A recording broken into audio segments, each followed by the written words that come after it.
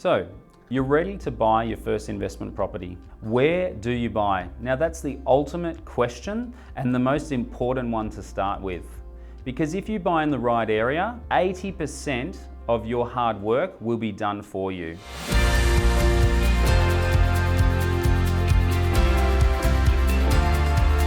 So it's really key to work out where the best area to buy is. At Reventon, we've been so successful for over 17 years in picking the next high growth area before everybody else jumps on that bandwagon. We have determined that the best time to buy in the property cycle is basically using data and looking back at areas that did boom, and we're able to ascertain where in the property clock it's the right time to buy.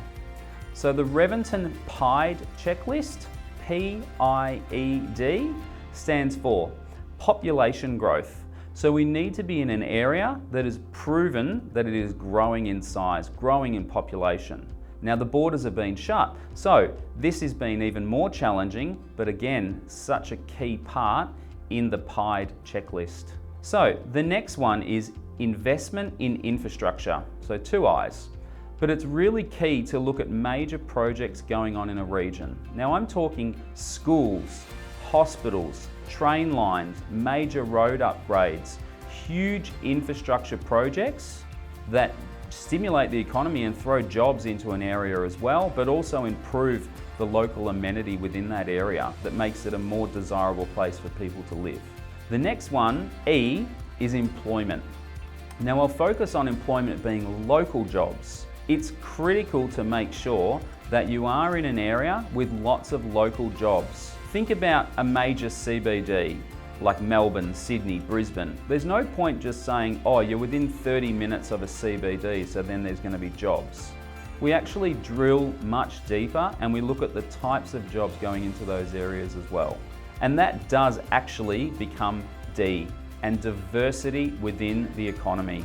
So yes, we need local employment, but we need diverse industries. We can't be reliant on 1 or 2 main industries, because when 1 or 2 main industries are impacted by external factors such as the global market, such as COVID, things like that, then you can be reliant on one of these industries that could be heavily impacted. So it's key to find an area that has multiple different industries and multiple different job nodes.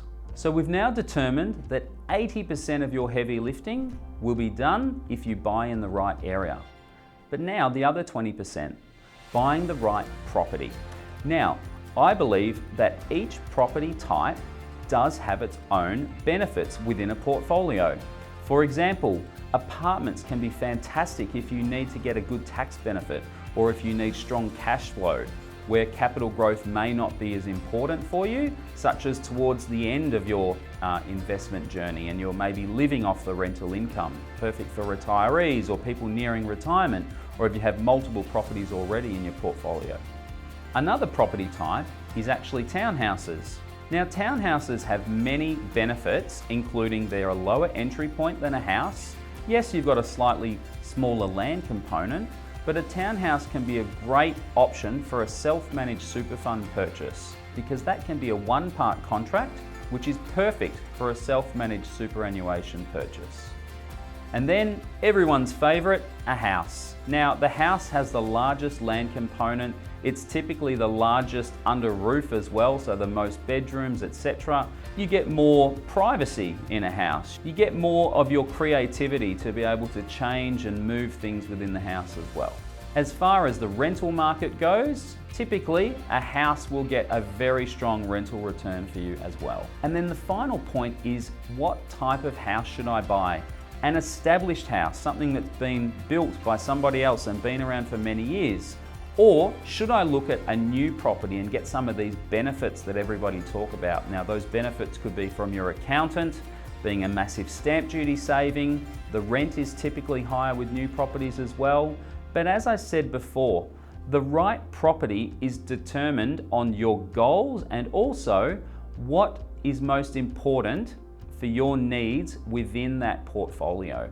So if you're looking at your first investment property, new can be fantastic because You can get the tax benefits that I mentioned. You can get massive savings through the stamp duty as well. Builders will provide you warranties. Plus, you've got all brand new appliances within the property as well. And the last point is, typically, if you were to think about a house that's 30 years old, side by side with a house that's brand new, and you were to ask your tenants, which house would you like to rent? Which one do you think your tenants are going to say? They're going to say the new property as well, and they're going to pay a little bit more for that luxury. So we do find that rent is stronger in a brand new property as well. But as I said, we will decide based on your goals, based on where this property is in your portfolio. Is it property number 1, 5, 10? We can help you to determine which one will be best for your goals. So, one final thing to consider is buying in the rental sweet spot. Now, if you think about a pyramid, you've got your upper echelon, which is properties worth $600,000 or higher. You've got your lower echelon, which is properties worth under $450,000.